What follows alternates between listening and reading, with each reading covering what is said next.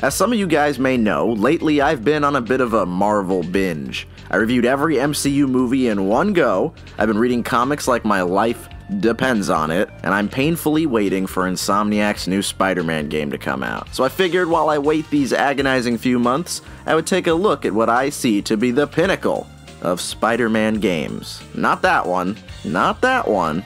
Ha! Definitely not that one. This one, baby. Spider-Man on PS1. I love this game. I played this bad boy over and over and over again. I remember back in the day, I actually lost my PlayStation 1 memory card, so I would literally turn the game on and just try to beat it in one sitting. And it just never got old. If you ask me, this has all of the elements I require in a Spider-Man game. And this was basically the first good Spider-Man game. It's not like you didn't have any to choose from, but they weren't very good. This is the first time anybody could control Spider-Man in a 3D world, and it actually works out pretty well. The free-roaming sandbox-style world isn't present in this game, but I actually like that. This game comes up with an in-canon reason why you can't swing around the city, and back then we didn't expect to be able to swing around willy-nilly because games just weren't ready for that yet. And while I love this stuff as much as the next guy, I still think there's value in a more linear Spider-Man game. I feel like so many of the modern Spider-Man games have used the New York sandbox as kind of a crutch. I much prefer my games to have well-designed levels as opposed to a giant open world with nothing to do in it. And this game has lots of unique levels. No two levels are the same. In the first level, you rescue hostages and dispose of a bomb. In the second level, you fight Scorpion and run away from cops in a crazy rooftop chase. Then you fight Rhino, have a race against Venom, fight sewer dinosaurs, save Mary Jane from an elaborate death trap, fight symbiotes in the Daily Bugle. I could keep going. There's a lot of stuff in this game. The last thing you do is run away from a Doc Ock Carnage hybrid monster, and it's actually really freaking stressful, okay? This game is packed to the brim with fun and unique scenarios. Spider-Man doesn't just swing around and stop people from getting mugged. He does a lot of cool stuff, and this game makes sure that you experience as many new things as possible. Now I'm gonna have to bring this up real quick, but the controls in this game can be kind of frustrating. And that's probably the one bad thing about this game. Sometimes things just don't work out the way you want them to. Okay, great job, Peter. So yeah, there's a glitch where Peter can just walk up the wall. Peter Parker! Come on, man. No! Oh! Don't do it. Don't, you fucking bitch. Come on. Fuck! Jesus Christ! And like most Spider-Man games, the most dastardly villain you encounter is the fucking camera. Every 3D Spider-Man game I have ever played has a shitty camera. I can't understand why this is always a problem. But at the same time, Spidey has a lot of shit that he can do in this game. You can grapple dudes and punch them in the fucking neck. Spider-Man takes no prisoners. You can dive kick so you don't even have to stay on the ground. You can just jump around like a jackass. You can make this weird web cocoon that you can blow up. You can shoot these web Hadokens that are super strong, and you really need these to beat the game. You really need them. You can give yourself web boxing gloves that double your damage, and then to top it off, you can augment his abilities even more with pickups like the spider armor and the fire webbing. I love looking around the levels for pickups like these. This game has that old school sense of reward where it feels so good to find a secret area. And sometimes these secret areas have hidden comic book covers that you can look at in the gallery. And I love trying to collect all these little dudes because when you look at them, you get a description of what happens in the comic. That is just adorable. This gallery also has character bios and unlockable costumes for Peter. Some of these are more than cosmetic too. Some costumes enhance his abilities while others actually make him less effective by limiting how many web cartridges he can carry. I like the idea of a cosmetic option making you weaker. And if you ask me, unlockable costumes are essential for any good Spider-Man game. Because Spider-Man's been around for decades and he's had so many looks. Adding special abilities to these costumes is the logical next step because it makes the seemingly cosmetic choices also have a practical application. And guess what? That's what Insomniac is doing in their game. They're adding dozens of costumes, each with a unique ability. If they add comic book covers too, then just forget about it. It's gonna be the best game ever. Now I know everybody loves Spider-Man 2. Everybody acts like that game is the second coming of Jesus Christ. And it's pretty good, but you can't unlock any costumes. That's kind of stupid. I personally feel like the one thing holding that game back was the fact that it was restricted by the Sam Raimi universe. You couldn't wear different costumes, you had nothing to unlock. You really had no meaningful incentives to explore the world, and they gave you such a big world to explore. This makes the game kind of dull and repetitive after extended periods of playing it. But another thing holding that game back was the lack of a larger Spider-Man universe. But that's something that this game does really well. If you ask me, this game's best feature is the story and characters. It feels like a legitimately good Spider-Man story arc.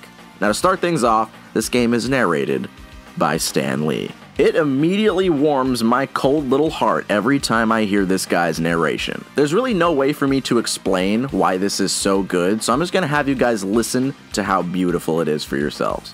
Welcome, true believers and newcomers alike. Spider-Man co-creator Stan Lee here. Once again, we find our hero Peter Parker, better known around the world as the Amazing Spider-Man, in a heap of trouble. But this is just the beginning, Spidey fans. So get ready for a true superhero action thriller, packed to the brim with thrills and chills, twists and turns, more supervillains than you can shake a web at, and of course, non-stop web-slinging, wall-crawling action. When Stan Lee dies, I'm gonna go ahead and listen to that again, and I think it'll probably just stop my heart. I think I'll just pass away on the spot. But anyway, let's get to the story, because it is truly amazing. I get it? The story revolves around Spider-Man getting framed for stealing this super expensive, dangerous technology. Somebody is running around as Spidey and making a bad name for him. And this pits you against everybody, and I mean everybody. The police try to kill you. J. Jonah Jameson tries to kill you, as usual. That's kind of what he does. Even Daredevil confronts him about the shit going on. Yeah, Daredevil's in this game. So's Captain America, and the Fantastic Four, and a bunch of other Marvel characters. This is what I meant about having a connected world outside of Spider-Man. This is important because it makes Peter feel like part of a larger universe. And I hate when Spider-Man games just have him as the only superhero running around. It makes the world feel really small and underdeveloped. And that's one of the major keys to making a good Spider-Man game. And again, it looks like Insomniac understands this as well. Yeah, I see that little tower you're trying to hide over there. You're not gonna trick me. The characters in this game are also represented really well. Peter Parker has the charisma and unwavering sense of justice that you'd come to expect, but there's some other subtleties to his character that you might not expect. For instance, early on in the game, Venom kidnaps Mary Jane in order to get you to come after him. But at the same time, Rhino is causing havoc and murdering people. Peter manages not to lose his cool and just go after Venom right away, since Rhino is the most immediate threat. Being Spider-Man has given me a lot and taken a lot away, but one thing never changes. My responsibility to use my powers for others before myself, no matter what the cost. There are innocent people at Omnitech and they need our help right now. I won't let them down. Then I'll stop Venom. And I feel like this is something most writers would probably get wrong. If you give someone this scenario and you ask them what Peter Parker would do, they'd probably just say, oh, he'd save Mary Jane because he loves her. Well, that's not exactly it. Peter always analyzes the situation and tries to save as many people as possible. He tries to solve as many problems as he can before he jumps into things. At an early age, this game taught me the core values of Spider-Man better than any media that I'd experienced so far. And this is why. However, it would be flat out wrong of me to talk about this game without mentioning Venom. Because Venom is by far the best character in this game. Lots of people wrongly believe that if Venom's gonna be in a game, he has to be the main villain. There are stories and games that do this well, most notably the Ultimate Spider-Man game, but Venom is more than this super threatening aspect of Peter's life. Venom can also serve as a narrative foil to Spider-Man. In this game, Venom isn't the villain, but instead he seems to be trying to be a better hero than Spider-Man. He sees that the false Spider-Man is running around and he decides to try and stop him by any means necessary. However, he's a fucking dumbass, and his sense of right and wrong isn't fully developed, plus he doesn't understand that that's not Peter Parker, because again, he's a dumbass. So this leads to him just kidnapping Mary Jane to try and get Peter Parker to come after him. I'm gonna kill you! Peter Parker! Just get me out of here now! Bummer. You're in the doghouse now, dude. Now once he realizes that he was wrong in doing this, the game becomes a weird superhero buddy cop movie with Spider-Man and Venom playing good cop, bad cop.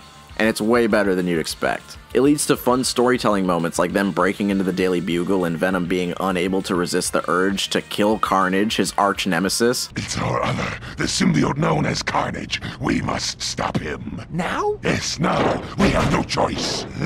Now yeah, I like evil monster Venom as much as the next guy, but I much prefer when he fits the role of being Peter's opposite. There's more than one way to do Venom, and this game proves it. Hey, Spidey, can you get us Captain America's autograph? There are also lots of cute little details in this game, like if you try to name your file something dirty, Spider-Man pops up and he turns it into something more pleasant. If you don't touch the controller for a little bit, Peter Parker will just fall asleep upside down. I love how Mysterio's jail cell has this stupid pinup of a lady with a Mysterio helmet on. There's also this really cool what-if mode where you can play the whole game except some of the dialogue is changed, and there's even extra levels. The writing is also really good. Peter can be a little bit of a cheeseball, but he's never cringy. And that's one thing I can't stand, is when Peter Parker is an annoying little shit. The worst offenders of these games are in Shattered Dimensions, Spider-Man 2, and Web of Shadows. In Shattered Dimensions, Neil Patrick Harris isn't doing a bad job, but the script they gave him is fucking offensive. Yup, I'm crawling up a wall. Bingo, bango, bongo. And don't even get me started on Tobey Maguire. I don't care how good the movie is, he is horrible in this game. Hi, my name is Spider-Man and I'll be your superhero today. But neither of these are nearly as bad as Peter Parker in Web of Shadows. Where's Cage and his search party? The civilian volunteers! Pretty redhead, arm and a ghast! You are no help! Yeah, this game is pretty hilarious. You're right. I could use a little more fun in my life. Yeah? When you're doing the same quests over and over, you're gonna hear the same jokes and the same quips from Spider-Man. The longer the game is, the more annoying Peter Parker's gonna get. Luckily, this game throws you around to enough different scenarios that Peter always has something new to quip about. The line delivery is good enough that his dialogue never gets on your nerves. Plus, when he has to get serious, he puts on a convincing performance. But it's not just Peter Parker who's well written in this game. His interactions with all the other characters are also really good. I could pick out like a dozen different interactions, just completely out of context, and they're still enjoyable. So, I'm a rhino, you're a scorpion, and he's an octopus. What's a Mysterio? There's something about the dialogue in this game that just feels so natural. I just really like it. I can't really explain any more than that. This game has so many of the elements that I personally want in a Spider-Man game. Now yeah, the gameplay can be a bit lacking, but it was actually pretty good at the time. The main dish here is obviously the story and the world building, which is something that Spider-Man games usually just throw in the garbage and ignore. Stan the Man says it best in his opening narration. This game has twists and turns, tons of villains and characters, and non-stop action. This is personally my favorite Spider-Man game because it's easy to pick up and just get to the story right away. You don't have to swing around for an hour picking up fucking coins before you can go to the next mission. You don't have to waste time doing races or delivering pizzas or stopping carjackers. You just jump into the game and you enjoy the ride, just like a comic book. So anyway, what do you guys think? Now, I don't normally do call to action crap like this, but I actually want to know what your favorite Spider-Man games are, because I feel like everybody has their own favorite game. If you like Web of Shadows or Friend or Foe, I'm not going to make fun of you. I genuinely want to know what everybody likes. Because there's a dozen different Spider-Man games, and I feel like everybody has that one that they grew up with that they really, really like. So comment down below, and I will see you, true believers, next time. Excelsior!